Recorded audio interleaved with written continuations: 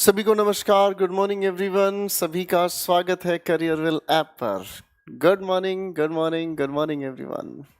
आ जाएं सभी बच्चे। Good morning Kavindra, good morning Arvind, good morning Naveen, Babli, Arvind, Deepak, Tausif, Rahul, Rishabh, Abhinav, Niwas, Pancham, Amit. Good morning everyone.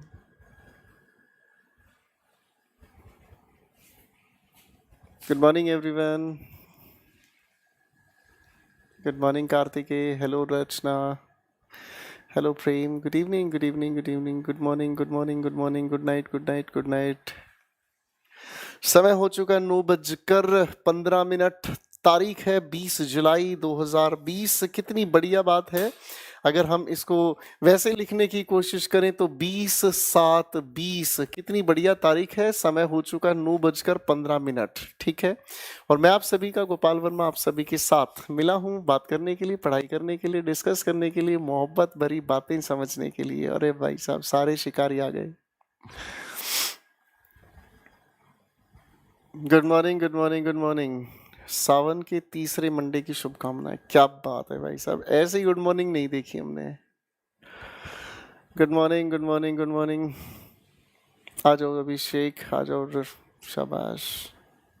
Hello Pradeep, Deepak, Nitin, Prayas, Sagar, Rustam.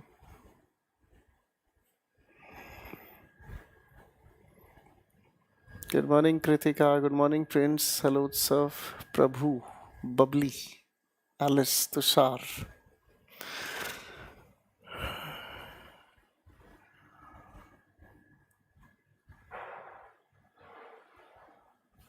आ जाए, आ जाए, आ जाए। मैं बिल्कुल ठीक हूँ बेटा, बिल्कुल ठीक हूँ। आप कैसे हैं आप सभी?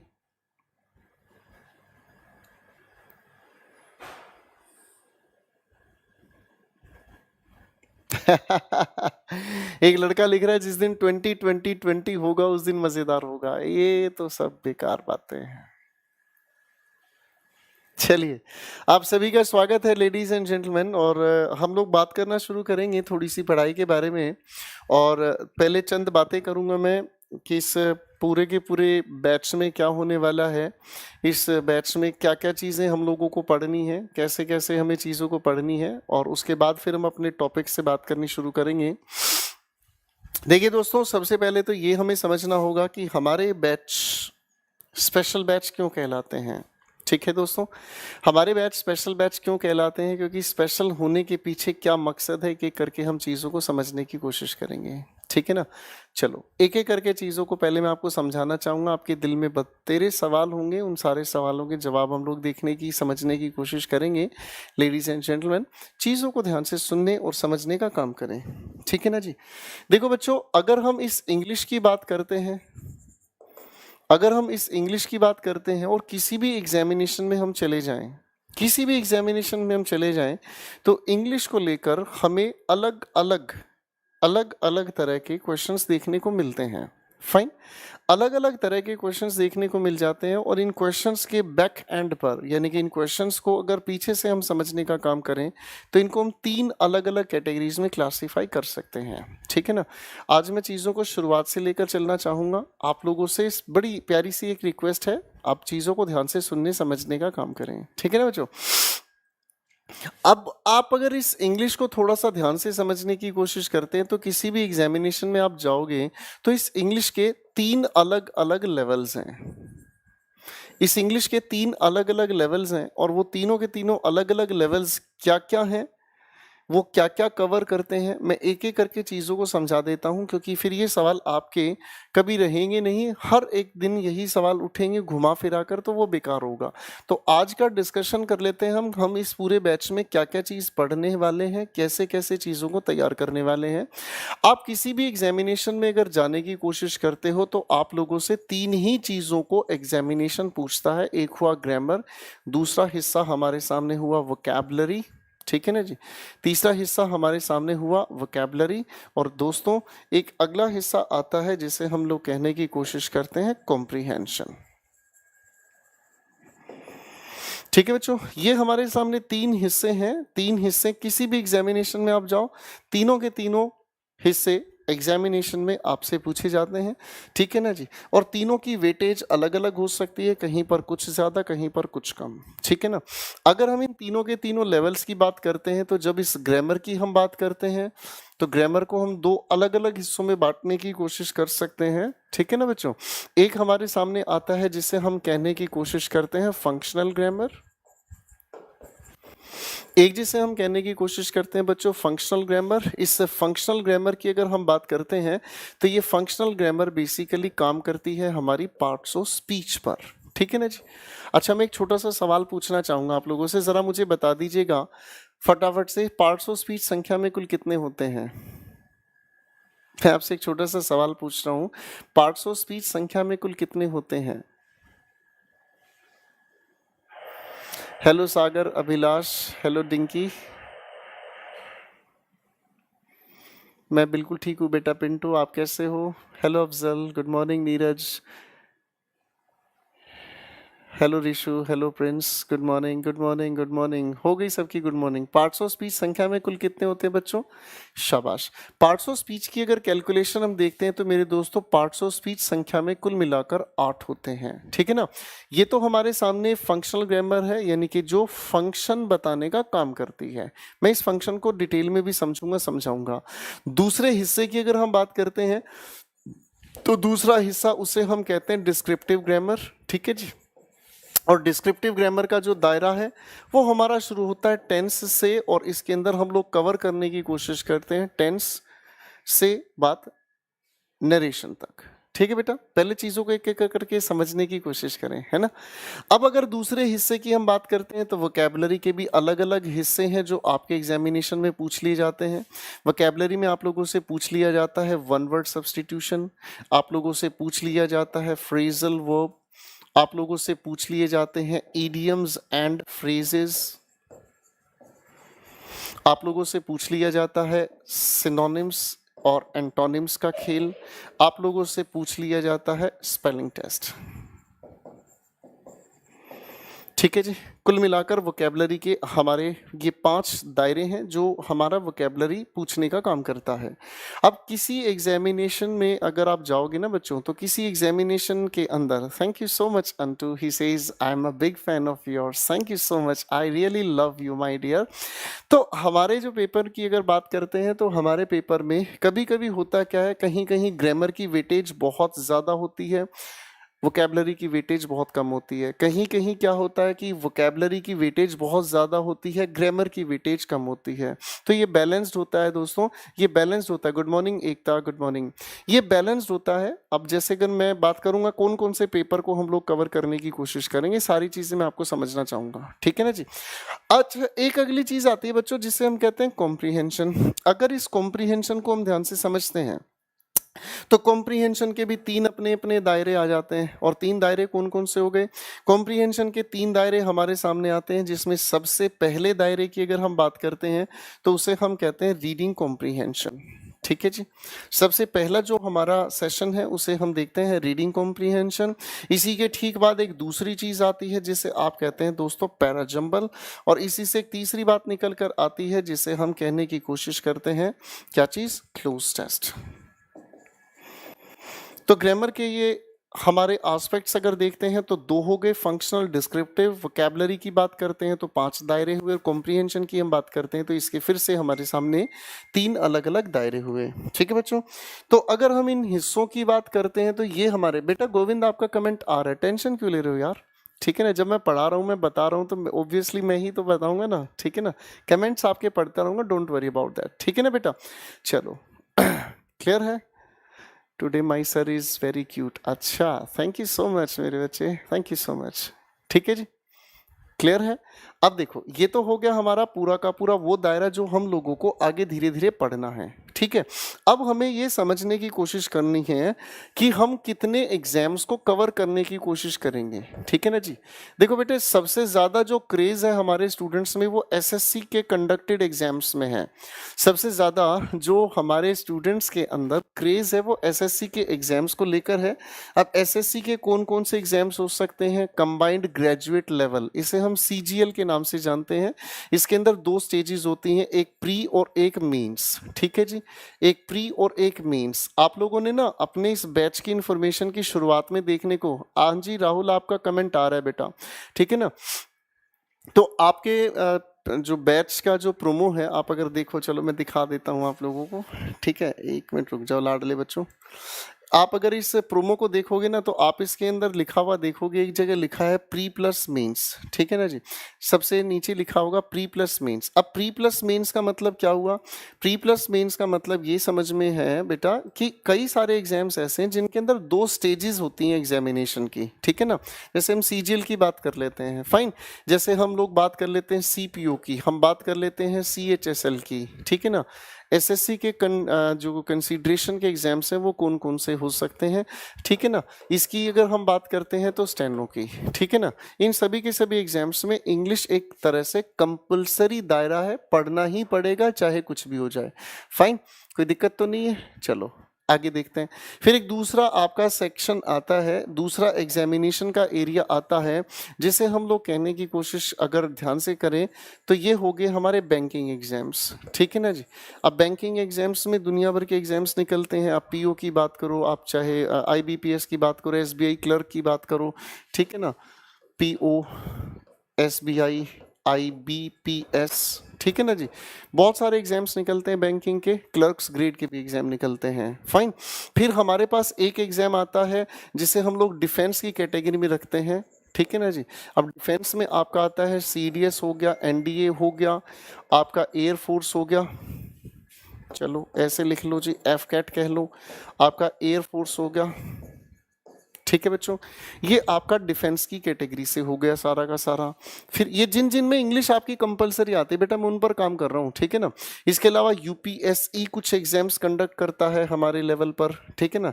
यूपीएससी के कंडक्टेड एग्जाम्स ही हैं ये सभी के सभी, फाइन। इसके बाद यूपीएससी कंडक्ट करता है कुछ और भी हमारे एग्जाम्स, अच्छा कुछ हमारे आते हैं लोकसभा से संबंधित, कुछ राज्यसभा से संबंधित, फाइन। ये वाले जो हमारे पेपर हैं इनके अंदर इंग्लिश बहुत इंपॉर्टेंट रोल प्ले करती है, फाइन, ठीक है बेटा। फिर एक हमारे सामने एग्जाम आता है जो स्टेट लेवल पर काम करने वाले बोर्ड्स हैं या स्टेट लेवल पर एग्जाम्स जो हमसे पूछे जाते हैं। जैसे दिल्ली की अगर मैं बात करता हूं तो डीएमआरसी, बहुत बढ़िया नौकरी निकलती है, बहुत बढ़िया लेवल पर काम करता है, टेंशन लेने की जरूरत नहीं है, ठीक है ना जी। फिर हम देखने की कोशिश करें तो एक और बोर्ड निकलता है डीएसएस बोर्ड, ठीक है ना जी। एक बच्ची ने पूछा है कि sir 10th level 12th level पर कौन से फॉर्म्स भर सकते हैं, आप इन्हें भरो बेटा, टेंशन फ्री होके सीएचएसएल निकालो 12th के बेसिस पर, मीनाक्षी है इस बच्ची का नाम। आप 12th के बेसिस पर सीएचएसएल फॉर्म भरो, पेपर निकालो, टेंशन मत लो, ठीक है ना जी। अच्छा अभी देखो हमारे दिल्ली पुलिस का भी नोटिफिकेशन आ गया है, दिल्ली पुलिस में कांस्टेबल्स को लिया जा रहा है, ठीक है ना, बात समझ रहे। तो बहुत सारे एग्जाम्स निकलते हैं जिनके अंदर इंग्लिश कंपलसरी है, ठीक है ना। एयरफोर्स के अंदर XY ग्रुप जो भी है वो पेपर में देखने को आपको इंग्लिश मिलेगी, फाइन, पेपर में इंग्लिश देखने को मिलेगी, पेपर के अंदर इंग्लिश कंपलसरी है। तो आपका ये सवाल का जवाब मैंने दे दिया कि किन किन एग्जाम्स को हम लोग कवर कर सकते हैं, ठीक है बच्चों। यहाँ तक कोई दिक्कत नहीं, ठीक है। आईएएस का कंपलसरी थोड़ी पढ़ाएंगे बेटे, ये जनरल कंपटीशन होता है, उसका कंपलसरी वाली कैटेगरी नहीं है बेटा, कहाँ जा रहे हो तुम, ठीक है। अच्छा भाई ये हो गई बात हमारे सामने। अब आप लोगों के कुछ एक सवाल होंगे जो कोर्स रिलेटेड होंगे। सबसे पहली बात आपके दिमाग में सवाल उठता है, सर वैलिडिटी क्या है। वैलिडिटी का मतलब हुआ कि आप मेरे साथ जुड़ गए हैं तो 1 साल तक आप मेरे साथ जुड़े रहेंगे, ठीक है ना।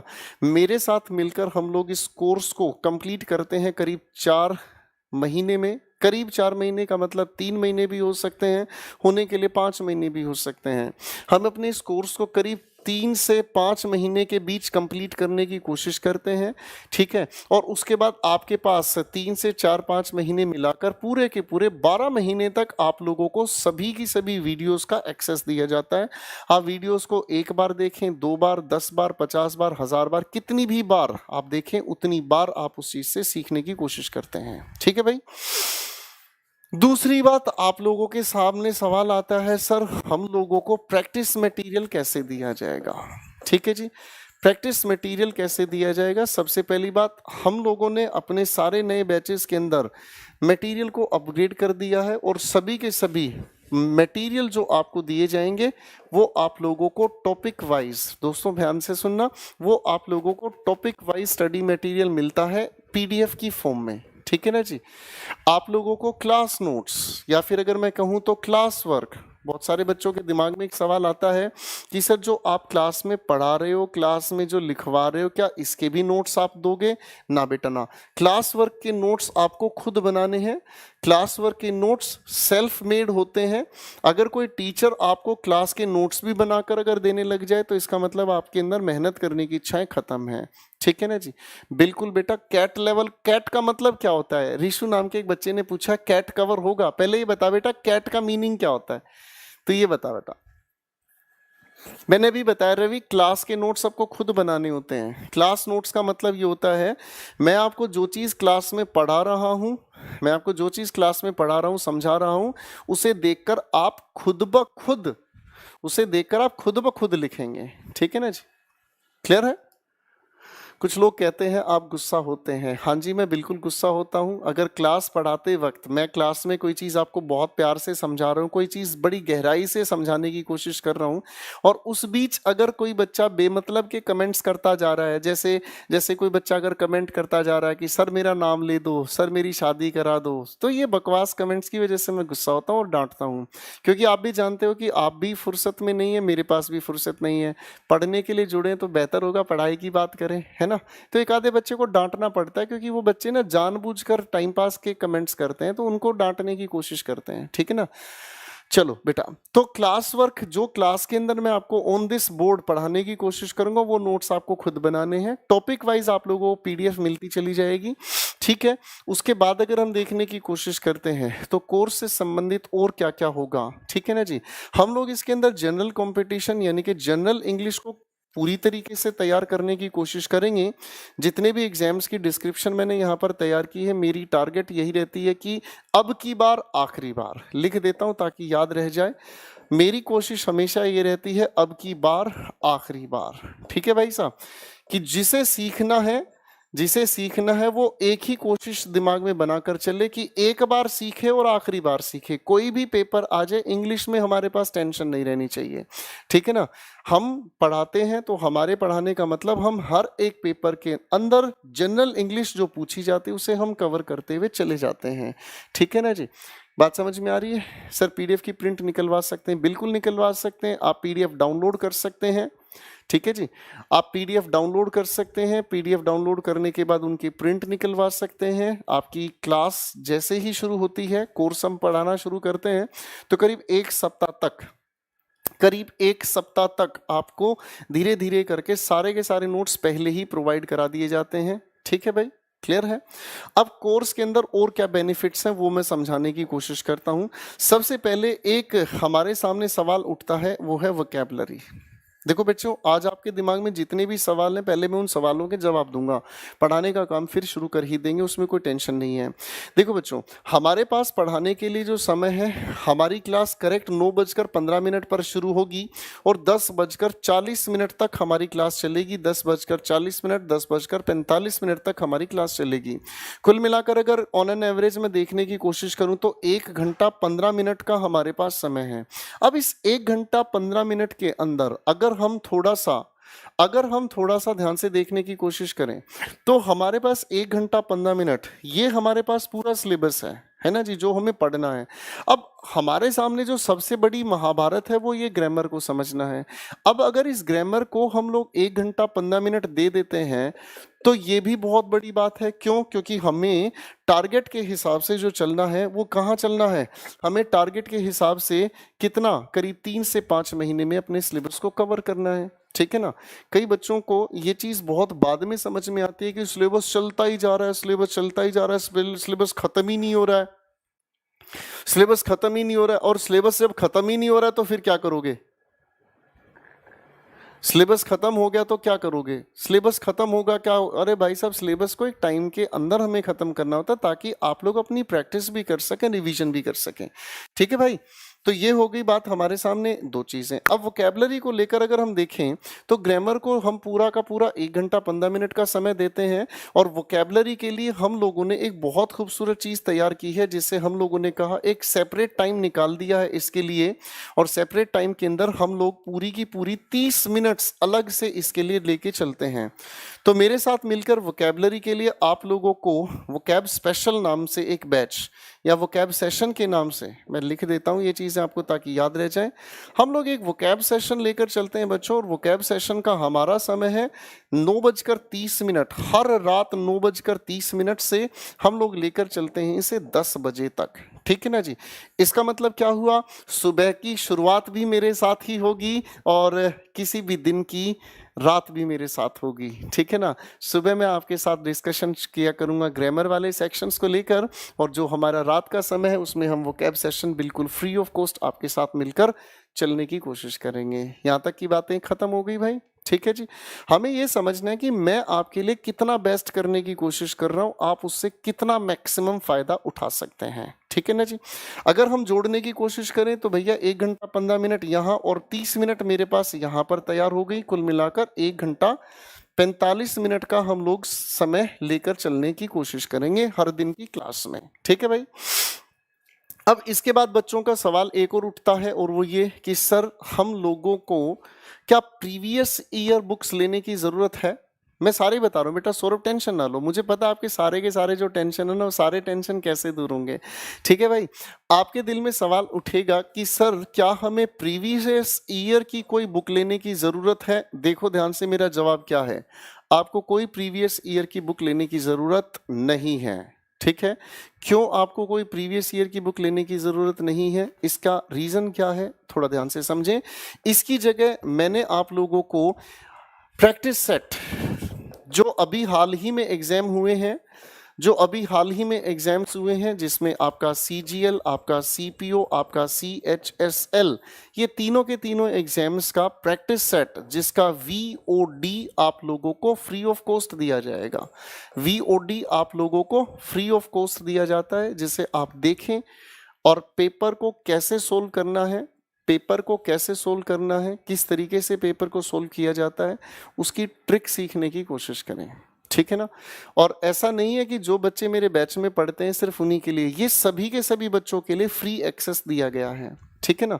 तो आप अगर मेरे साथ जुड़कर पढ़ते हैं इस बैच में, तो आपको 2 एक्स्ट्रा बेनिफिट्स देखने को मिल जाते हैं। और 2 बेनिफिट्स कौन कौन से हो गए हैं?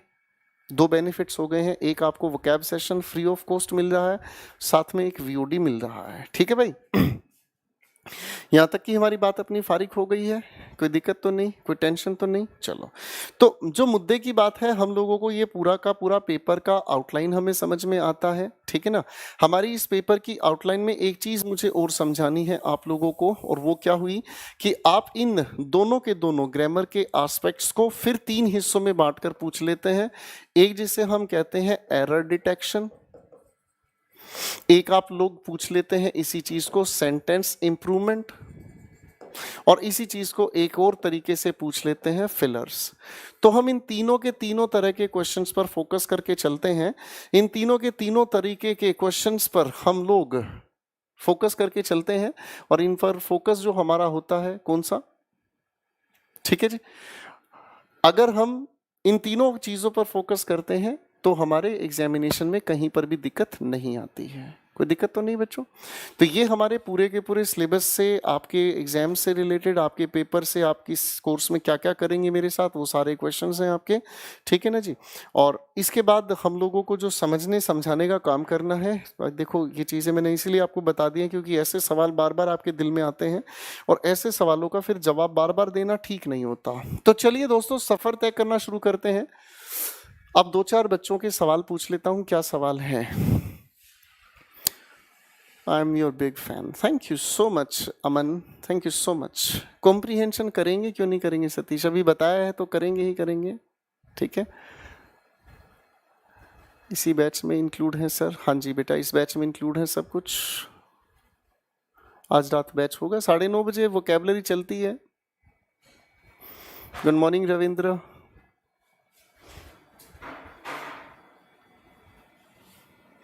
हाँ जी कमलेश, बिल्कुल।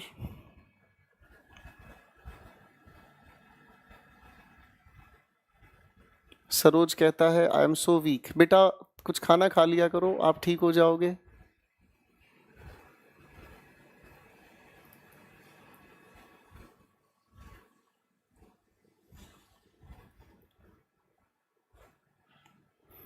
प्रैक्टिस सेट सभी के लिए अवेलेबल है, किसी का प्रैक्टिस सेट ये तो इसमें आप एडमिशन लो मेरे साथ या ना लो, सभी के लिए प्रैक्टिस सेट अवेलेबल हैं। ठीक है जी। अभी बताया मैंने बैच कब तक खत्म होगा, मैंने बताया 4 से 5 महीने लग जाते हैं। मैं न्यूज़पेपर नहीं पढ़ाता सर, मैं न्यूज़पेपर नहीं पढ़ाता। ये बच्चा पूछा न्यूज़पेपर रीडिंग कहाँ से करें, मैं न्यूज़पेपर नहीं पढ़ाता बेटा। आपका मन करे जहाँ से जो पढ़ना है आप पढ़ सकते हैं। ठीक है, तो चलिए बहुत सारी लंबी चौड़ी बातें कर ली हैं मैंने, आप लोगों को सारा खेल समझा दिया है कि किस तरीके से क्या क्या चीज़ें हमें देखनी है। ठीक है बच्चों, चलिए अब सफ़र तय करना शुरू करते हैं बातचीत का। और हम लोगों का ये जो सफ़र है हम शुरू करने की कोशिश करेंगे किस चीज़ के बारे में, पार्ट्स ऑफ स्पीच के बारे में।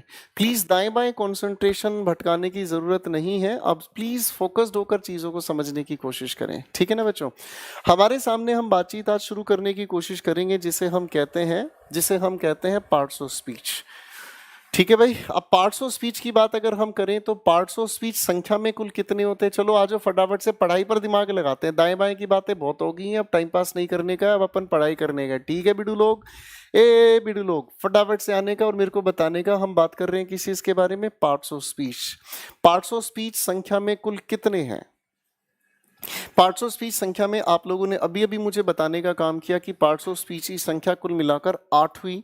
अगर हम इनकी लिस्ट बनाने की कोशिश करते हैं तो आपने कहा नाउन, एक इसी जैसा शब्द आप लोगों ने कहने की कोशिश की प्रोनाउन, फिर आपने इसी जैसे एक और शब्द की बात की जिसे हम कहते हैं एडजेक्टिव। इसी से आगे अगर हम चलते हैं तो एक शब्द हमारे सामने आ गया वर्ब। इसी से आगे अगर हम चलने की कोशिश करते हैं अगला शब्द आया एडवर्ब। आगे देखने की कोशिश करते हैं तो एक और पार्ट्स ऑफ स्पीच के अकॉर्डिंग आता है जिसे हम कहते हैं प्रेपोजिशन। अगला एक शब्द आता है जिसे हम कहते हैं कंजंक्शन। ठीक है बच्चों, और इसी के आगे अगर हम चलने की कोशिश करते हैं तो एक शब्द हमारे सामने आता है जिसे हम कहते हैं इंटरजेक्शन। ठीक है, पार्ट्स ऑफ स्पीच संख्या में कुल मिलाकर 8 होते हैं दोस्तों। ठीक है, पार्ट्स ऑफ स्पीच संख्या में 8 होते हैं और इन 8 के 8 पार्ट्स ऑफ स्पीच की अगर हम बात करते हैं तो ये 8 के 8 पार्ट्स ऑफ स्पीच कैसे कैसे बोले जाते हैं, एक बार मेरे साथ बोलने की कोशिश करें। सबसे पहले हमने कहा noun, pronoun, adjective, verb, adverb, preposition, conjunction, interjection. ये तो हमारे हुए पार्ट्स ऑफ स्पीच। ठीक है बच्चों, इन पार्ट्स ऑफ स्पीच के अंदर ही हमें कुछ और भी चीजें समझनी है जो हमारे आगे काम आने वाली हैं, और ये पार्ट्स ऑफ स्पीच के अंदर ही छिपे हुए कहीं पर बैठे हैं जिन्हें हम कहते हैं आर्टिकल्स, जिन्हें हम कहने की कोशिश करते हैं क्या चीज, डेटर्मिनर्स, जिसे हम कहने की कोशिश करते हैं वर्ब एडवांस। ठीक है बच्चों, तो ये जो 3 दायरे हैं, ये 3 दायरे कहीं ना कहीं इन्हीं के अंदर छिपे बैठे हैं, इन्हें हम समझने की कोशिश करते हैं। ठीक है बेटा, बेटा सागर कोर्स एक्टिवेट हो जाएगा, क्यों घबरा रहे हो यार, तुम बार बार लिख रहे हो यही चीज। चलो ठीक है बेटा, एक बार थोड़ा सा देखने की कोशिश करते हैं। तो ये 8 पार्ट्स ऑफ स्पीच हमारे सामने है और 8 पार्ट्स ऑफ स्पीच के अंदर छिपी हुई ये 3 बातें, कुल मिलाकर ये छोटी छोटी मिलाकर 11 चीजें हैं जो पार्ट्स ऑफ स्पीच को समझने समझाने में हमारी मदद करेंगे। ठीक है भाई, अब एक एक करके इन छोटी छोटी बातचीत की डेफिनेशन हम तैयार कर लेते हैं। ठीक है ना, इनकी डेफिनेशन हम तैयार कर लेते हैं। नाउन की डेफिनेशन हम लोगों ने समझने की कोशिश की है, क्या कहकर, name of a person, a place और अ थिंग। आप लोगों ने नाउन को हिंदी में पढ़ा है कैसे, आपने नाउन को हिंदी में पढ़ा है और नाउन में क्या पढ़ा है, नाउन में आप लोगों ने पढ़ने का काम किया है संज्ञा, याद आ रहा है, किसी व्यक्ति वस्तु स्थान के नाम को हम संज्ञा कहते हैं। कुछ याद आ रहा है भाई, हाँ या ना। तो इसका मतलब ये समझ में आता है कि ये इनफैक्ट अपने आप में किसी व्यक्ति वस्तु स्थान के नाम को संज्ञा कहने का काम करता है। अच्छा बच्चों, जब प्रोनाउन की हम बात करते हैं तो नाउन से पहले प्रो जुड़ता है जी। इसी की वजह से इसकी डेफिनेशन सामने आनी है हमारे, इट रिप्लेसेस अ नाउन। ये किसी भी नाउन को रिप्लेस करने का काम करता है। फाइन, आगे देखने की हम कोशिश करते हैं तो ये हुआ एडजेक्टिव, ठीक है ना, ये हुआ एडजेक्टिव। अगर हम इस एडजेक्टिव की बात करते हैं तो एड और उसके साथ जेक्ट, जेक्ट का मतलब होता है किसी चीज को फेंकना, ठीक है ना। अगर हम किसी नाउन की तरफ कोई चीज फेंक के मारते हैं तो नाउन के साथ जुड़ जाता है, नाउन के साथ कुछ चीज जुड़ जाती है, उसी चीज को हम कहने की कोशिश करते हैं एडजेक्टिव। तो ये हो गया हमारे सामने क्या चीज, ये हो गया हमारे सामने इट क्वालिफाइज अ नाउन और a pronoun. It qualifies a noun और अ प्रोनाउन। जब किसी नाउन या प्रोनाउन को क्वालिफाई करने का काम करता है, उस शब्द को हम कहने की कोशिश करते हैं क्या, एडजेक्टिव कहने की कोशिश करते हैं। ठीक है जी। आगे हमारे सामने लिखा है क्या शब्द, बड़े ध्यान से देखो, वर्ब। आप जब इसे बोले तो ध्यान रखना आर की साउंड नहीं आनी चाहिए भाई, वर्ब। जब वर्ब की हम बात करते हैं तो वर्ब एक ऐसा शब्द होता है जो एक्शन बताने का काम करता है, ठीक है ना। तो ज्यादा दूर ना ले जाकर मैं इसकी छोटी डेफिनेशन लिख रहा हूं, इसे हम एक्शन वर्ड कहने की कोशिश करते हैं। ठीक है बच्चों, इसे हम एक्शन की बात करते हैं। ठीक है जी, क्लियर है। अगली बात अगर हम देखते हैं तो लिखा है बच्चों एडवर्ब। जब आप इस एडवर्ब की बात करते हो तो एडवर्ब का मतलब समझ में आता है। जब हम इस एडवर्ब की बात करते हैं तो एडवर्ब इज अ वर्ड, ऐसे करो ना, शॉर्ट में लिख लेते हैं, ज्यादा लंबी बात नहीं करते हैं। इसे आपने कहा क्वालिफाइज अ वर्ब, ठीक है ना। एडवर्ब की अगर हम बात करते हैं तो एडवर्ब हमने कहा ये एक ऐसा शब्द है जो क्वालिफाई करता है किसी भी वर्ब को। ठीक है बच्चों, आगे लिखा है प्रेपोजिशन। प्रेपोजिशन की अगर हम बात करते हैं तो देखो इसकी बड़ी प्यारी डेफिनेशन है। इसे हम लोग कहने की कोशिश करते हैं रिलेटिंग वर्ड। इसे हम कहने की कोशिश क्या कर रहे हैं बच्चों, इसे हम कहने की कोशिश कर रहे हैं रिलेटिंग वर्ड, ठीक है ना। उमेश कह रहा है पीडीएफ नहीं है, बेटा पीडीएफ मिलेगी ना ठीक है ना, पीडीएफ मिलेगी ना, अभी पीडीएफ की बात है ही नहीं, पीडीएफ तो इसके बाद मिलेगी, ठीक है ना जी। क्लास चलेगी आपकी मंडे टू फ्राइडे। पहले आप अपने सवाल पूछ लो, बुक कौन सा लें, एक ही बुक लेनी है, द इंग्लिश एक्यूमेन, एक ही बुक लेनी है, ज्यादा परेशान होने की जरूरत नहीं है, ठीक है भाई। एक ही बुक लेनी है आप लोगों को अपनी, द इंग्लिश एक्यूमेन, इसके अलावा कोई और बुक नहीं लेनी है, ठीक है। तो ये चीज आगे हम बढ़ने के लिए है भाई अभी बताया मैंने बेटा द इंग्लिश एक्यूमेन लेनी है। कोई बात नहीं राजेंद्र, आप खरीद लो, ठीक है, आप खरीद लो। मानव पार्ट्स ऑफ स्पीच में आर्टिकल क्यों नहीं, इसका जवाब हम देंगे, थोड़ा समय लगेगा, ठीक है ना जी। फाइन, मेरी इंग्लिश बहुत कमजोर है, क्या करें, मेरे साथ मिलकर पढ़ाई शुरू करो, अपने आप अंग्रेजी की कमजोरी दूर हो जाएगी, ठीक है। फाइन, चलो अब थोड़ा सा आगे पढ़ लेते हैं। फाइन, अब प्रेपोजिशन हम कहते हैं रिलेटिंग वर्ड, जो दो अलग अलग शब्दों के स्थान की जानकारी हमें दे। कंजंक्शन हम अगर कहने की कोशिश करते हैं तो कंजंक्शन हम कहते हैं एक ऐसे शब्द को जो जोड़ने का काम करता है। इसीलिए इसकी डेफिनेशन अगर हम तैयार करने की कोशिश करते हैं तो ये कहलाता है बच्चों ज्वाइनिंग वर्ड, जोड़ने का काम करता है। इंटरजेक्शन जैसे, अच्छा चलो मैं अगर मैं आपके सामने कोई खुशखबरी की बात करूं, अगर मैं आपके सामने कोई खुशखबरी की बात करूं, ठीक है, तो आप उस बात खुशी की सुनते ही क्या रिएक्ट करोगे, वाओ, अरे हाँ ना, आपके मुंह से क्या निकलेगा, वाओ। अगर आपको कोई दुख भरी कोई मतलब शब्द की अगर मैं बात करना चाहूं तो आप कहोगे ओह, अरे हाँ ना। अगर आपके साइड में बैठा हुआ इंसान आपको खींच के मुक्का मार दे तो मुंह से क्या आवाज निकलेगी, आउच। तो ये जितने भी शब्द है ना बच्चों, ये सारे के सारे शब्द जो हमारे हैं इन्हें हम कहते हैं क्या चीज, इन सारे के सारे शब्दों को हम कहते हैं इंटरजेक्शन। और इंटरजेक्शन की अगर हम बात करना चाहें तो इसे हम कहने की कोशिश करते हैं सडन फीलिंग्स। इन्हें हम अगर कहने की कोशिश करते हैं सडन फीलिंग्स एक्सप्रेशन या एक्सप्रेसिंग वर्ड्स। ये ऐसे शब्द हुए जो अचानक से आई फीलिंग्स को एक्सप्रेस करते हैं। इन सभी की सभी हम लोग क्या कहते हैं, इन सभी की सभी बातचीत को हम इंटरजेक्शन कहते हैं। तो देखो अब चीजों को जो मैं कहना चाह रहा हूं वो ध्यान से सुनो। हमारे पास पार्ट्स ऑफ स्पीच संख्या में कितने तैयार हो गए भाई साहब? हमारे पास पार्ट्स ऑफ स्पीच संख्या में 8 हो गए हैं, ठीक है ना। अब आठों के आठों इन पार्ट्स ऑफ स्पीच को अगर थोड़ा ध्यान से देखने की कोशिश करते हैं तो ये आठों के आठों पार्ट्स ऑफ स्पीच कैसे काम करते हैं थोड़ा ध्यान से समझो। देखो बच्चों, अगर हमारे पार्ट्स ऑफ स्पीच में नाउन का जिक्र है तो नाउन को रिप्लेस कौन कर रहा है? प्रोनाउन। नाउन को क्वालिफाई कौन कर रहा है? एडजेक्टिव। नाउन के लिए एक्शन कौन कर रहा है? वर्ब। अगर नाउन के लिए एक्शन वर्ब कर रहा है तभी तो एडवर्ब की हमें जरूरत होगी, हाँ या ना। जब हमें रिलेट करने की जरूरत पड़ रही है तो नाउन को ही रिलेट करना सिखाया जाता है दूसरे शब्दों के साथ। बात समझ रहे हैं? जब नाउन होगा तभी तो हम नाउन को दूसरी चीजों के साथ जोड़ने की कोशिश करोगे।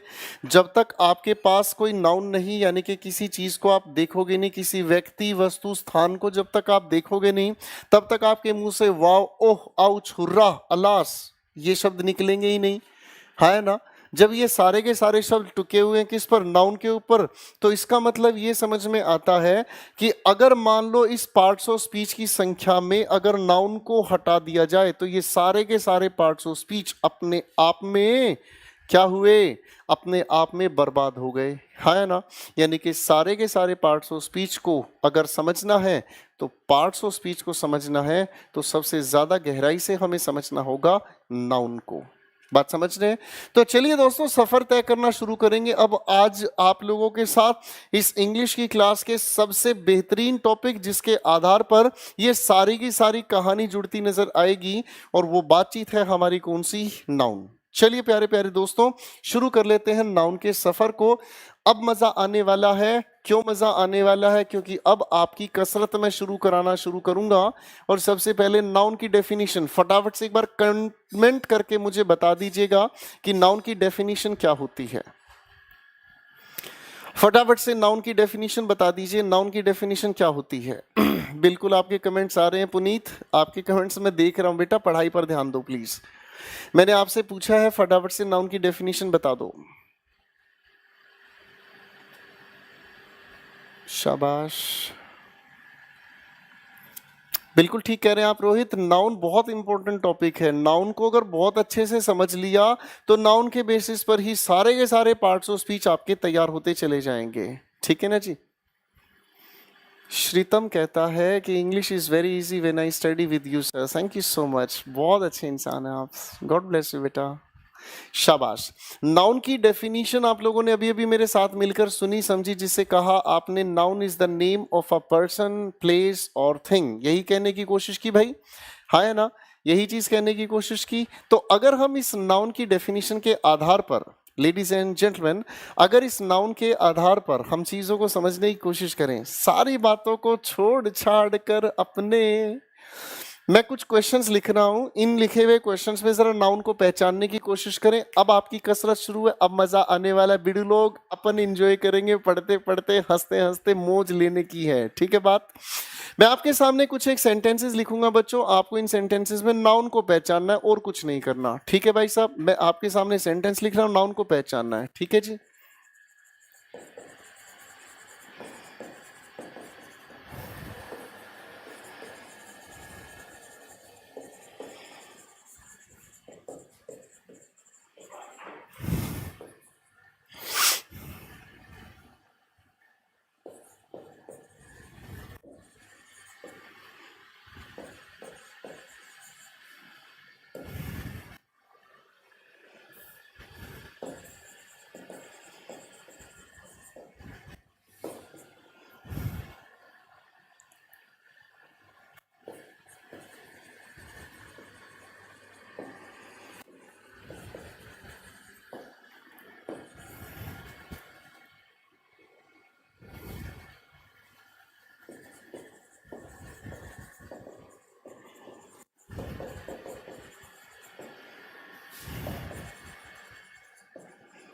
बड़े ध्यान से देखना है बच्चों, इन सभी के सभी सेंटेंसेस में आपको जहां पर नाउन नजर आए बस उनको टिक टॉक करते चलना, फिर मजा आएगा बिडू लोग, ठीक है।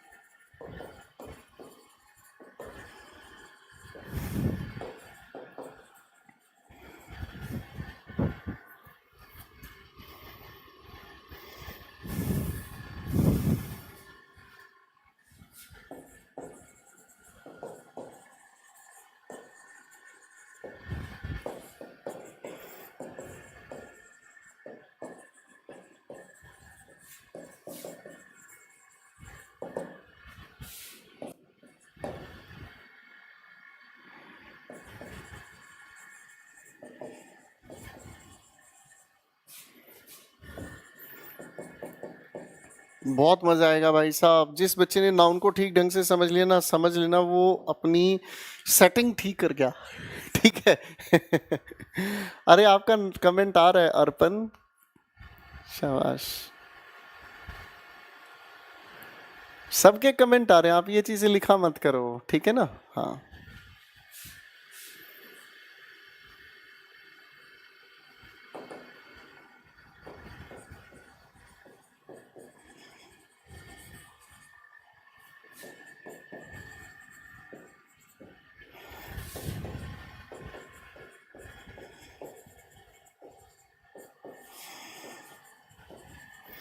12 सवाल तेरे नाम, 12 सवाल तेरे नाम, ठीक है।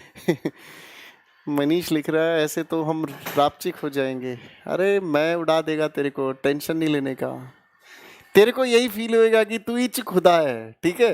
12 सवाल आपके सामने लिखे, जहां जहां आपको नाउन नजर आए फटाफट से टिकटॉक करके दिखा दो यार, ठीक है भाई।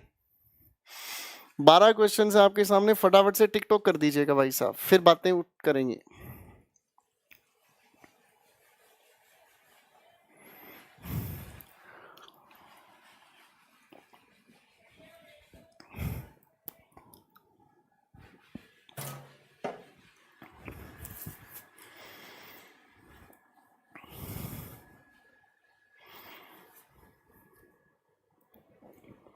शाबाश।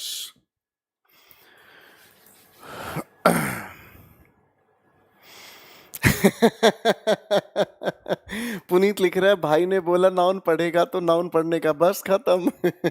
तू चालू कर दी तूने, मुन्ना भाई एमबीबीएस पढ़ ले नालायक। मजे ले रहे सुबह सुबह भाई। चलो चलो शाबाश। तो देखो बच्चों, ये जो आप लोगों ने खोजबीन शुरू कर दी है, नाउन को ढूंढा शुरू कर दिया है, ये बड़ी अच्छी बात है। और इस बातचीत में खेल क्या है ये समझने समझाने का हम काम करेंगे। फाइन, मेरा भी नाम ले लीजिए। धीरज आपका नाम ले लिया है। अब इसीलिए ऐसे बच्चों को मैं डांटता हूँ जो क्लास चल रही होती है, मैंने क्वेश्चन दे दिए और ये बच्चे जो कहते हैं ना मेरा नाम ले लीजिए, इन बच्चों को मैं डांटता हूँ। इनकी वजह से गुस्सा उठता है, अब याद रखना, ठीक है ना। एक बच्चे ने पूछा ना आप सर गुस्सा बहुत होते हो, तो मैं इन बच्चों पर गुस्सा होता हूँ जो बच्चे ना क्लास में पढ़ने की वजह अपना नाम बुलवाने पे लगे रहते हैं, ठीक है ना। चलो बच्चों, अब एक एक करके चीजों को समझने का काम करते हैं। बहुत प्यारी प्यारी चीजें अपने सामने आने वाली हैं। सबसे पहली बात तो ये जो नाउन नाम की चीज है ना बच्चों, हम लोग इस नाउन को समझने की कोशिश कर रहे हैं कौन से लेवल पर? इस नाउन को हम समझने की कोशिश कर रहे हैं फंक्शनल लेवल पर, ठीक है ना जी। ये हमारी फंक्शनल ग्रामर को जन्म देता है।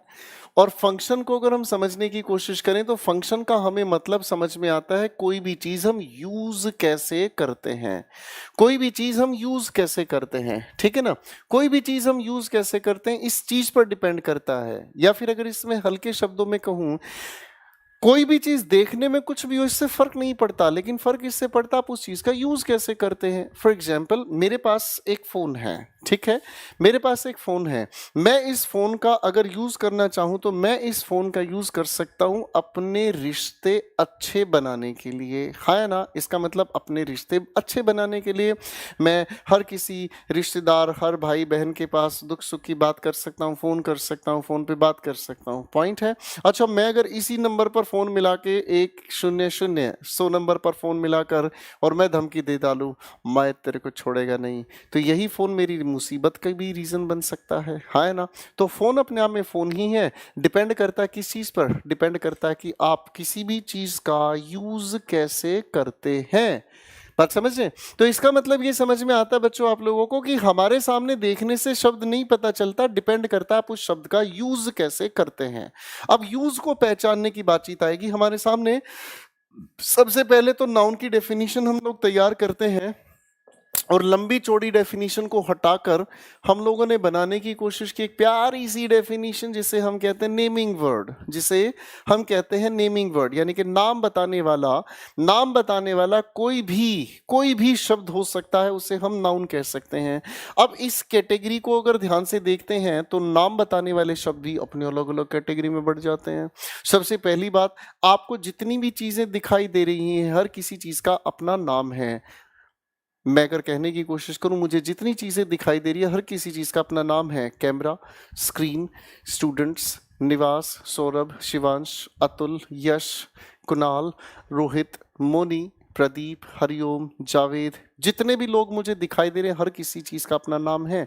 अब हर किसी चीज का अपना नाम है, तो जो दिखाई दे रहे हैं उसी को हम क्या नाम से जानते हैं बच्चों? विजिबल। हाँ है ना। अब जो विजिबल है वो कौन कौन हो सकते हैं? वो हो सकते हैं अपने आप में पर्सन हो सकता है, प्लेस हो सकता है, या फिर कोई भी वस्तु यानी कि थिंग हो सकता है। ठीक है ना जी। वो पर्सन हो सकता है, प्लेस हो सकता है, या फिर क्या हो सकता है दोस्तों? वो कोई भी वस्तु हो सकती है, पर्सन, प्लेस या फिर थिंग। यहाँ तक कोई दिक्कत तो नहीं है भाई? ठीक है जी, कोई दिक्कत नहीं। फिर इसी के ठीक उलटकर अगर हम सोचने की कोशिश करें तो बहुत सारी ऐसी भी चीजें हैं जो दिखाई नहीं देती लेकिन इन्हें महसूस किया जाता है। इसे हम क्या कहते हैं बच्चों? Felt only. इन्हें देखा नहीं जाता, ये सिर्फ महसूस की जाती हैं। और जो चीजें महसूस की जाती हैं वो कौन कौन सी चीजें हो सकती हैं? इन्हें याद करने के लिए हमने एक तरीका बनाने की कोशिश की, FAQS। पढ़कर देखो क्या लिखा है मैंने। इसे पहचानने के लिए हम लोगों ने तरीका बना लिया FAQS। आप अगर चाहें तो इन्हें खोलकर लिख सकते हैं। F से तैयार हुआ शब्द हमारे सामने फीलिंग, A से हमने तैयार किया एक्शन, अगर हम Q की बात करते हैं तो क्वालिटी, और S का अगर हम बात करें तो स्टेट। इन चारों को फिर से समझें। सबसे पहले F का मतलब हुआ फीलिंग, फीलिंग मतलब भावना। आप अपनी भावनाओं के नाम रख सकते हैं, जैसे प्यार, नफरत, गुस्सा। ठीक है जी, ये हो गया हमारे सामने। एक्शन की अगर हम बात करते हैं तो चलना, हंसना, दौड़ना, रोना, सोना, पीना। ठीक है, ये सारा हो गया हमारे सामने। फाइन। आगे आती है क्वालिटी। क्वालिटी का मतलब किसी इंसान के अंदर गुण की बात करते हैं। ठीक है, समीर नाम का लड़का लिख रहा है रिकॉर्डेड वीडियो है। हाँ बेटा, रिकॉर्डेड वीडियो है। ठीक है समीर, ये रिकॉर्डेड वीडियो है। अब आप मुझे पढ़ाने दो और आप थोड़ी देर तक आराम कर लो। देखा भाई, ये है वो फर्जी कमेंट करने वाले बच्चे, इन्हें पढ़ने पर दिमाग नहीं चला रहा। मैं समझाने की बात कर रहा हूँ और ये लिख रहा है रिकॉर्डेड वीडियो। ये काम बर्बाद है। ठीक है ना बच्चों, ऐसी छिछोरी हरकतों से बचने की कोशिश करो, ऐसी गलत आदतों से बचने की कोशिश करो। टीचर कोई भी आपको क्लास में पढ़ा रहा है, किसी भी बैच में आप पढ़ रहे हैं, मैथ्स, इंग्लिश, रीजनिंग, जीएस, किसी में भी आप पढ़ रहे हैं, टीचर अगर आपको पढ़ा रहा है तो ये बिल्कुल छिछोरी हरकत ना करे कि सर मेरा नाम ले दो, सर क्लास रिकॉर्डेड चल रही है, लाइव चल रही है। ये छिछोरी हरकतें होती है, बहुत घटिया स्तर की हरकतें होती है।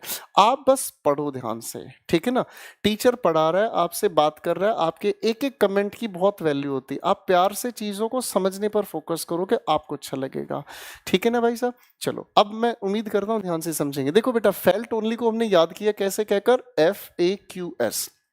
F से बनाया फीलिंग, A से फीलिंग का मतलब कोई भी भावनाओं का नाम हो गया। ठीक है बच्चों। दूसरी बात हमारे सामने आ गई कौन सी? एक्शन। आपका चलना, पढ़ना, हंसना, दौड़ना, लिखना, ये सब एक्शन हो गए। क्वालिटी का मतलब किसी भी इंसान का गुण, जैसे अगर हम कहने की कोशिश करें सुंदरता। समीर बेटा पढ़ो ध्यान से, मैंने कहा सुंदरता। ठीक है ना, मैंने कहा खूबसूरती। अरे हाँ है ना, मैंने क्या कहा? ये सारी आपकी क्वालिटीज हैं। बात समझ रहे हैं?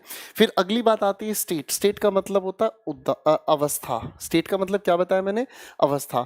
जैसे कोई इंसान उदास है, कोई इंसान खुश है, ठीक है, कोई इंसान खोया हुआ है, कोई इंसान, ये सारी की सारी अवस्थाएं हैं। ठीक है बेटा, ये हो गई हमारे सामने दो कैटेगरीज। अब तीसरी कैटेगरी से मिलते हैं, और तीसरी कैटेगरी आती है जिसे हम कहते हैं बच्चों यूनिट। क्या नाम लिखा मैंने? यूनिट। यूनिट का मतलब होता है इकाई, जिससे हम किसी संख्या को गिनते हैं, मापते हैं, किसी भी मात्रा को तोलते हैं।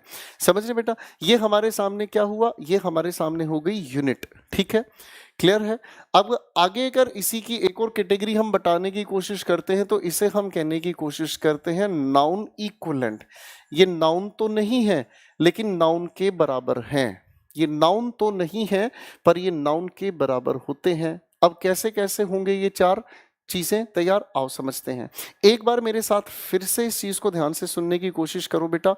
ठीक है, एक बार फिर से ध्यान से समझने की कोशिश करो क्या है ये प्यारी प्यारी बात। नाउन को हम फंक्शन लेवल पर समझ रहे हैं, यानी कि यूज कैसे किया ये समझना है।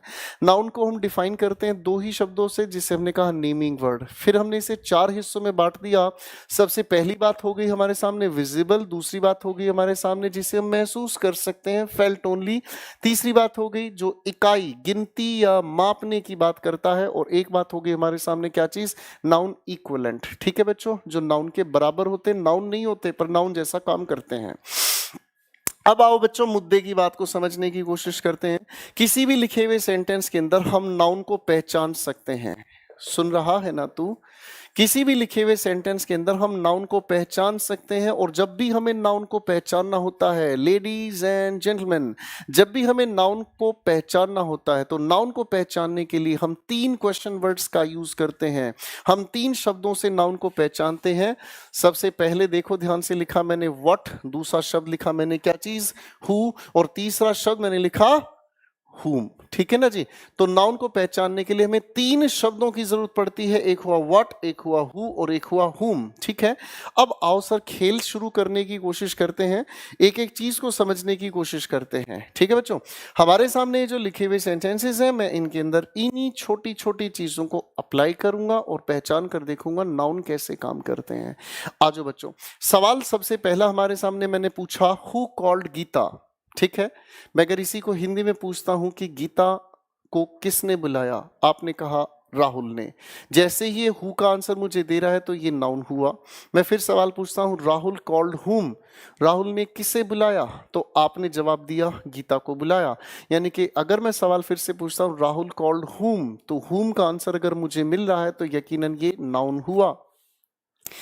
सेंटेंस नंबर 2 को देखें ध्यान से, शेखर बॉट अ बुक। मैंने पूछा हु बॉट अ बुक, आपने जवाब दिया शेखर, यानी कि ये नाउन हुआ। मैंने सवाल फिर से पूछा, शेखर बॉट व्हाट, शेखर ने क्या खरीदा, आपने जवाब दिया बुक, यानी कि व्हाट का आंसर अगर ये दे रहा है तो ये भी नाउन तैयार हुआ, कोई दिक्कत नहीं। अगला सवाल अगर हम देखने की कोशिश करते हैं, लिखा है Isha met a boy yesterday. मैं अगर सवाल पूछता हूँ आपसे हु मेट, तो ये हु का आंसर मुझे दिया ईशा ने, नाउन तैयार हुआ। ईशा मेट हुम, ईशा किससे मिली, आपने कहा बॉय से मिली, यानी कि ये भी नाउन हुआ। अच्छा बच्चों, क्या आप मुझे बता सकते हैं ये जो लिखा शब्द है ये किसका आंसर मुझे दे रहा है? चलो चलो फटाफट से बताने की कोशिश करो। मैं अगर आपसे पूछना चाहूं ये जो येस्टरडे है ये किसका आंसर दे रहा है? क्या ये व्हाट का आंसर दे रहा है? क्या ये हु का आंसर दे रहा है? क्या ये हुम का आंसर दे रहा है? क्या ये व्हाट का आंसर दे रहा है? क्या ये हु का आंसर दे रहा है? क्या ये हुम का आंसर दे रहा है?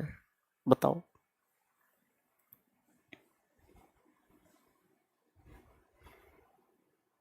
अगर आप ध्यान से देखोगे तो इन तीनों में से किसी से भी ये आंसर नहीं मिल रहा है। अब सभी के सभी बच्चों ने सही पहचाना, ये जो शब्द हमें आंसर दे रहा है ये व्हेन से आंसर दे रहा है, और व्हेन से आंसर देने वाले शब्द को हम लोग एडवर्ब कहते हैं। क्या कहते हैं बच्चों? हम एडवर्ब कहते हैं। बात समझ रहे हैं? अच्छा, क्वेश्चन नंबर 5 को देखो पहले ध्यान से। मैंने आपसे पूछा व्हाट विल स्टार्ट टुमारो, आपने व्हाट का आंसर तैयार किया मैच, यानी कि ये नाउन हुआ। ठीक है बच्चों, अब अगर मैं आपसे पूछता हूं द मैच विल स्टार्ट, ये किस चीज का आंसर मुझे दे रहा है? बताओ बताओ बताओ।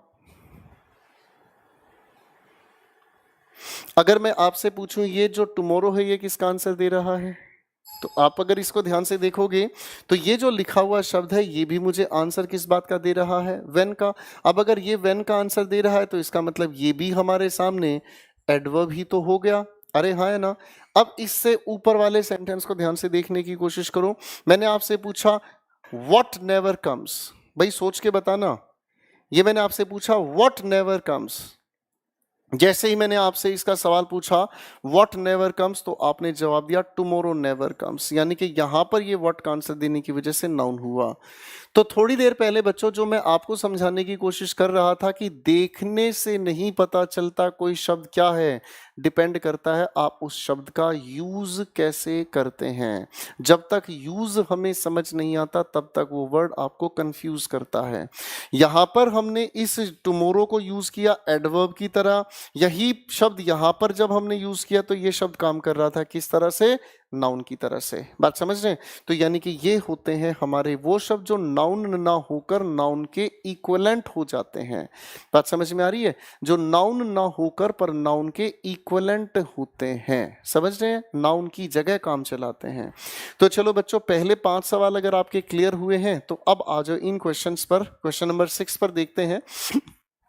मैंने आपसे सवाल पूछा व्हाट पास्ड क्विकली, तो व्हाट का आंसर आपने क्या दिया? ईयर। अगर ये व्हाट का आंसर दे रहा है तो यकीनन ये नाउन हुआ। अब सोचने की बात ये आती है कि क्या ये ईयर विजिबल होता है? ना जीना। क्या ये ईयर महसूस किया जाता है? ना जीना। ठीक है, तो ये ईयर अपने आप में गिनती गिनने का काम करता है, दिनों को गिनने के लिए ईयर का काम करता है। इसका मतलब ये कैटेगरी अपने आप में कौन सी तैयार होगी बच्चों? यूनिट। कौन सी तैयार होगी? यूनिट। अगला सवाल अगर मैं पूछता हूं, मैंने आपसे पूछा द ईयर पास्ड हाउ। मैंने आपसे सवाल पूछा द ईयर पास्ट हाउ। जैसे ही मैंने आप लोगों से हाउ का आंसर पूछने की कोशिश की तो बच्चों हाउ का आंसर दे रहा है क्विकली, और हाउ का आंसर देने वाले शब्द को हम एडवर्ब कहते हैं। क्या कहते हैं बच्चों? हम एडवर्ब कहते हैं। बात समझ रहे हैं बच्चों? ठीक है जी। यहां तक कोई दिक्कत, घबराहट, चिंता, परेशानी, जी घबराना, उल्टी पड़ना, सिर चकराना, खट्टा खाने का मन करना, पेट में दर्द होना, आंखों में दर्द होना, बाल सफेद होना, झुर्रियां पड़ना, हैं जी?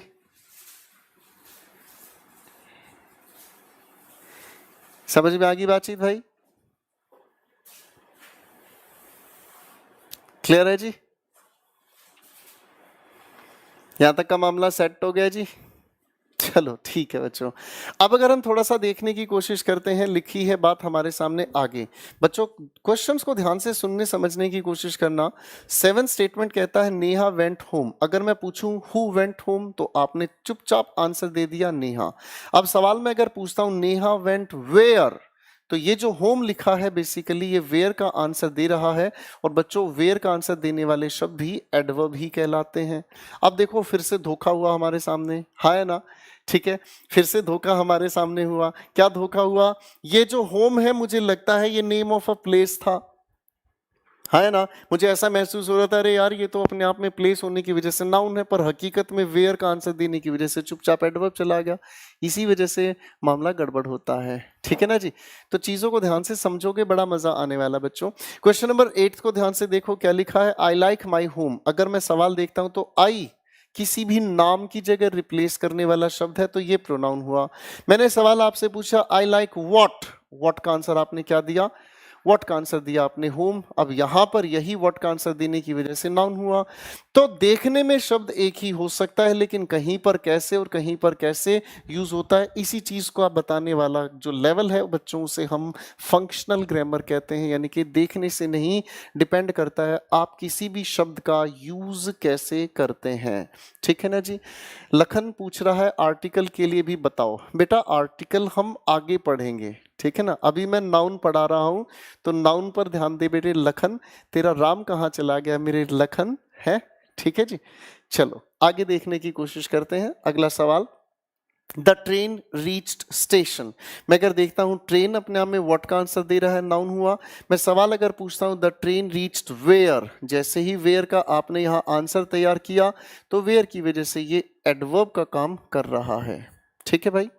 अगला सवाल हमारे सामने आता है, लाफ्टर क्योर्स एंजाइटी। सवाल देखो ध्यान से, सवाल देखो ध्यान से। हमारे सामने लिखा है लाफ्टर क्योर्स एंजाइटी। मैं अगर सवाल पूछूं आपसे व्हाट क्योर्स एंजाइटी, अगर मैं पूछूं व्हाट क्योर्स एंजाइटी तो व्हाट का आंसर देने के लिए हमारे पास तैयार हुआ क्या चीज? लाफ्टर, यानी कि ये नाउन हुआ, कोई दिक्कत नहीं। लाफ्टर क्योर्स व्हाट, लाफ्टर क्या क्या हल करती है, क्या ठीक करती है एंजाइटी। एंजाइटी ये व्हाट की तरफ से आंसर दे रहा है तो नाउन हुआ। मेरे सामने अगला सवाल लिखा है व्हाट चेंजेस अ पर्सन। मैं अगर आपसे पूछता हूं, व्हाट चेंजेस अ पर्सन तो व्हाट का आंसर दिया लव, यानी कि नाउन हुआ। लव चेंजेस whom, आपने जवाब दिया पर्सन, यानी कि ये भी नाउन हुआ। अच्छा अगले सवाल को देखोगे ध्यान से तो ये नेहा अपने आप में नाउन हुआ। ठीक है, नेहा लव्स whom, आपने कहा पारस, यानी कि ये भी अपने आप में नाउन हुआ, कोई दिक्कत नहीं भाई। ठीक है, अब अगर ध्यान से देखेंगे तो हम ये जो लव्स लिखा है ये तो अपने आप में एक वर्ब है ना? ध्यान से देखो, यही शब्द थोड़ी देर पहले एक नाउन की तरह यूज हम कर रहे थे, अब यही शब्द हम कैसे यूज कर रहे हैं? एक वर्ब की तरह से। तो इसका मतलब क्या समझ में आया? देखने से कभी नहीं पता चलता कौन सा शब्द क्या है, सब कुछ पता तब चलता है जब हम उस शब्द को किसी सेंटेंस में यूज करते हैं। एंजाइटी का मतलब होता है टेंशन बेटा, एंजाइटी का मतलब होता है टेंशन। ठीक है ना? एंजाइटी का मतलब होता है टेंशन। मैं फिर से लिख देता हूं, एंजाइटी का मतलब होता है टेंशन। ठीक है बेटा। और ये एंजाइटी मुझे आंसर जिस चीज़ का दे रहा है, ये एंजाइटी मुझे व्हाट का आंसर दे रहा है, और इसी की वजह से ये नाउन बनता है।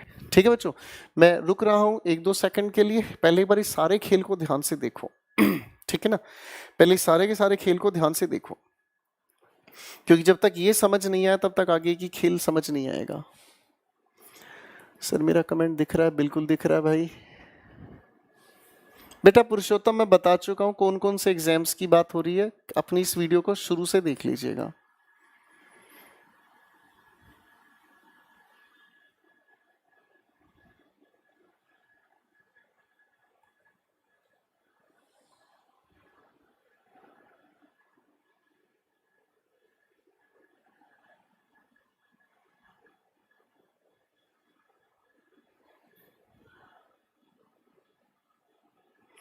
पढ़ाना मैंने कुछ शुरू नहीं किया, और खुशबू जी कह रही है क्वेरी ले लो sir, I have a doubt. पूछ बेटा, तू पूछ, क्या पूछना चाहती है?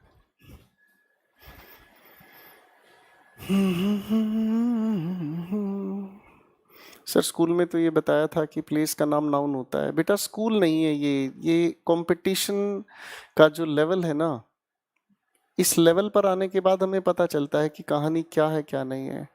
I love you sir, I love you too, I love you 3000।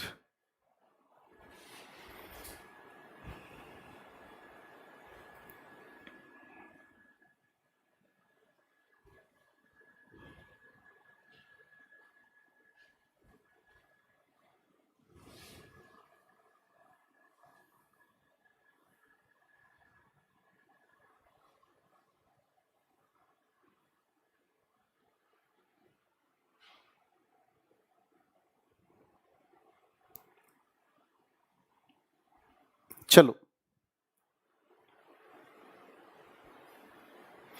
ये वाली बात हमारे सामने हो गई है। ठीक है बच्चों, चलो अब देखो हम इसी चीज को थोड़ा सा आगे बढ़ा लेते हैं ताकि चीजें अपनी और क्लियर हो जाएं।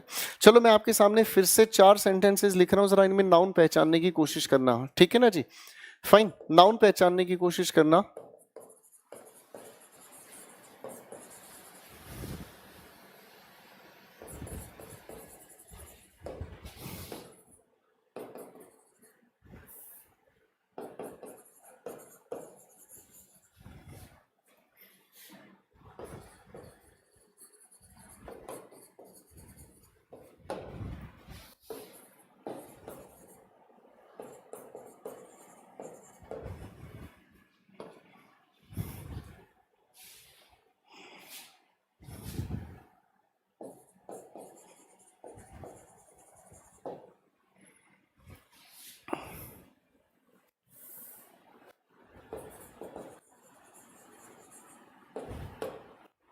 मैंने 3 सवाल आपके सामने लिखे हैं बच्चों, और इन 3 सवालों को थोड़ा ध्यान से देखोगे तो इन छोटे छोटे सवालों के अंदर आपको करना क्या है, मैं छोटी सी बात आपके सामने रखना चाहूंगा।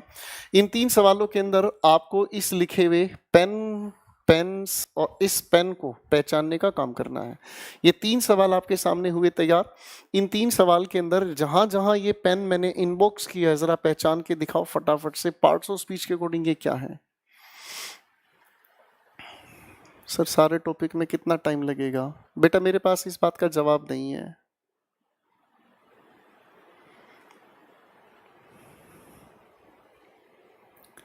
कितना टाइम लगेगा किस टॉपिक के लिए, कोई जवाब नहीं है बेटा।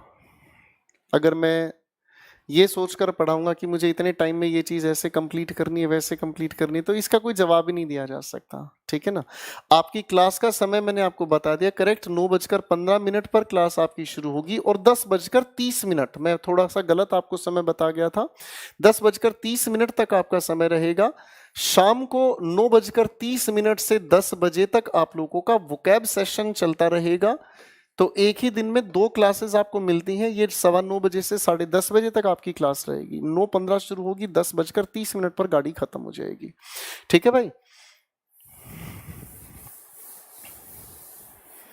मैंने 3 सवाल लिखे हैं, तीनों के तीनों सवाल के अंदर जरा मुझे पेन को बताने की कोशिश करें।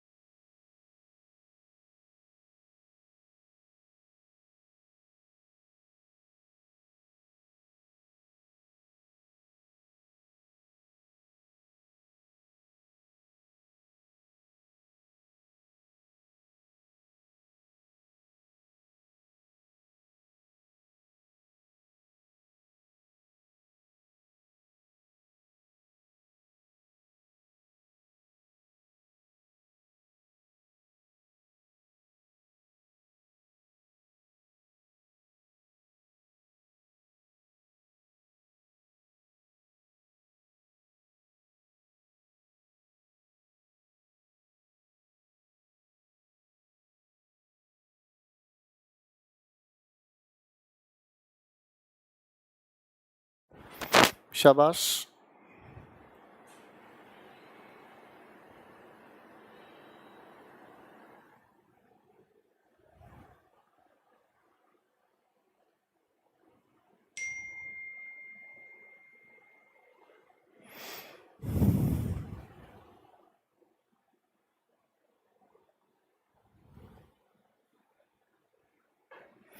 चलिए बच्चों, मैंने आपके सामने छोटी सी एक डिस्कशन ली है, फाइन। चलिए,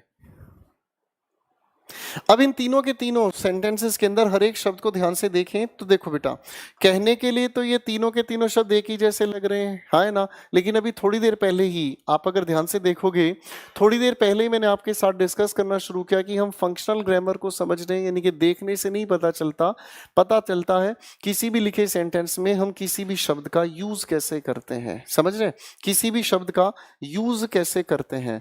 तो यूज को देखना, फंक्शन को पहचानना, यही आपके पार्ट्स ऑफ स्पीच में सबसे ज्यादा इंपॉर्टेंट होता है।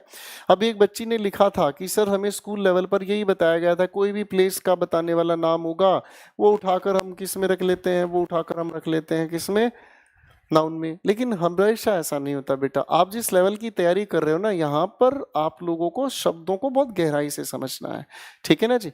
चलो, अब इन तीन सेंटेंसेस के अंदर इन तीन शब्दों को पहचानते हैं। तो ये हमारे सेंटेंस का हुआ सब्जेक्ट, ठीक है। पेन लिखा है हमारे सामने वर्ब, और ये हमारे सामने लिखा है इसी का ऑब्जेक्ट। अरे हाँ है ना। अब यहाँ पर इस पेन को हम लोगों ने यूज किया है वर्ब की तरह से, और वर्ब की तरह से अगर हम पेन का यूज करते हैं तो इसका मतलब हुआ टू राइट, लिखना। बात समझ रहे हैं?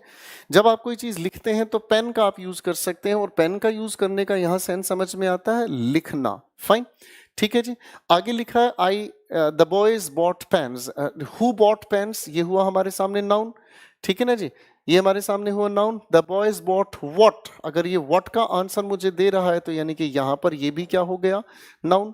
तो यहां पर अगर ये नाउन की बात कर रहा है तो इसका मतलब समझ में आता है, ये तो अपने आप में एक वस्तु का नाम है, ये तो अपने आप में एक थिंग है, एक राइटिंग इंस्ट्रूमेंट है जिससे आप लिखने का काम करते हैं, कोई दिक्कत ही नहीं भाई। फिर सेंटेंस 3 को देखो ध्यान से, लिखा अगे, हु इज या व्हाट इज, तो ये नाउन हुआ, ठीक है ना। मैं अगर पूछूं अगे इज व्हाट, तो व्हाट का आंसर आपने क्या दिया, ठीक है जी, फाइन। और हम लोगों ने एक चीज पहले से ही पढ़ी है या पता है कि जो नाउन को क्वालिफाई करने का काम करता है वो अपने आप में क्या काम करता है, एडजेक्टिव। बात समझ रहे हैं? तो इस लिखे हुए सेंटेंस में नाउन से पहले आकर ये जो शब्द है हमारे सामने क्या काम कर रहा है, एडजेक्टिव। तो बात ये समझ में आती है मेरे बच्चों कि किसी भी शब्द को देखने से नहीं पता चलता है कि ये शब्द हकीकत में क्या है, जब तक आप उसके यूज को ना समझ लो। बात समझ रहे हैं? हाँ जी सौम्या बेटा, बताओ आप क्या कहना चाहते हैं। यहां तक की बात समझ में आ गई बेटा? ठीक है। हाँ जी सौम्या बेटा, बताओ आप क्या कहना चाहते हैं।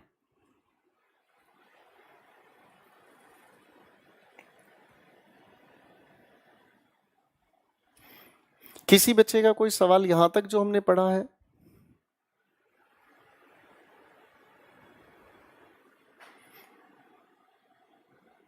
बेटा सभी के कमेंट दिख रहे हैं, आप ऐसे लिखते हो ना पर्टिकुलर होके, मेरा भी कमेंट देख लो, ये ऐसे करते हो ना, मुझे बहुत बहुत गलत लगता है। ग्रेजुएट स्टूडेंट्स के साथ ये वाला व्यवहार अच्छा नहीं लगता। आप सारे के सारे कमेंट आ रहे हैं, ठीक है ना जी।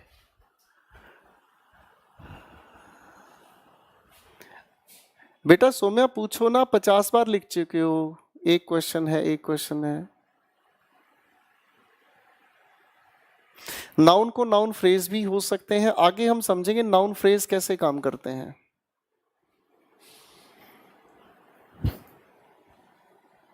बेटा रोहित अपनी भाषा का सुधार करें वरना आपको क्लास में दिक्कत हो सकती है।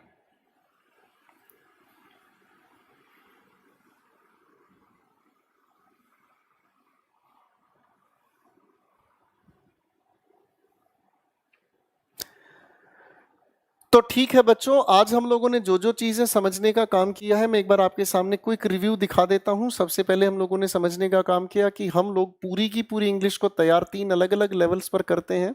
इसको हमें समय देना है 1 घंटा 15 मिनट का। ग्रामर को हर रोज हम समय देंगे। वोकैबलरी के लिए अलग आपकी 30 मिनट होती है, वोकैब स्पेशल के नाम से जिसे हम पढ़ते हैं, ठीक है। और एक कॉम्प्रीहेंशन का लेवल है जो ग्रामर के एक सेक्शन के बाद हम लोग छेड़ना शुरू करते हैं।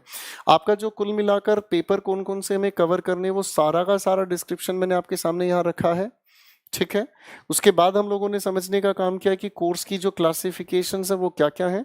आपका जो समय है ना बच्चों, यहाँ मैं थोड़ा जल्दबाजी में गलत लिख गया था, आपका जो समय रहेगा वो 9:15 से 10:30 तक रहेगा, ठीक है ना। तो कुल मिलाकर 30 मिनट की वोकैब सेशन अलग से हम देखते हैं, तो 1 घंटा 45 मिनट हर दिन का आपके साथ मेरे साथ जुड़ेगा। प्रीवियस ईयर के लिए आप लोगों को मिल जाएंगे practice set. Parts of speech हमने शुरू किया, जिसमें सबसे पहले हम लोगों ने नाउन की डेफिनेशन तैयार की, नाउन का लेवल तैयार किया, पहचाना कैसे जाता है, और नाउन से मिलते जुलते कुछ ऐसे शब्द जो देखने में कुछ और लगते हैं, होते कुछ और हैं, यूज कुछ और तरीके से होते हैं। और इसी बात के साथ हम लोगों का आज का सफर यहीं रुकता है दोस्तों। आज की क्लास को अच्छे से पढ़कर रिवाइज करने की कोशिश करें, अच्छे से एक एक चीज को रिवाइज करके आए, ताकि हम कल इसी लेवल पर और अच्छे से काम कर सकें। थैंक यू वेरी मच मेरे प्यारे दोस्तों, आज के लिए इतना ही। Good night, God bless you, मस्त रहें, व्यस्त रहें और स्वस्थ रहें। Take care everyone, take care.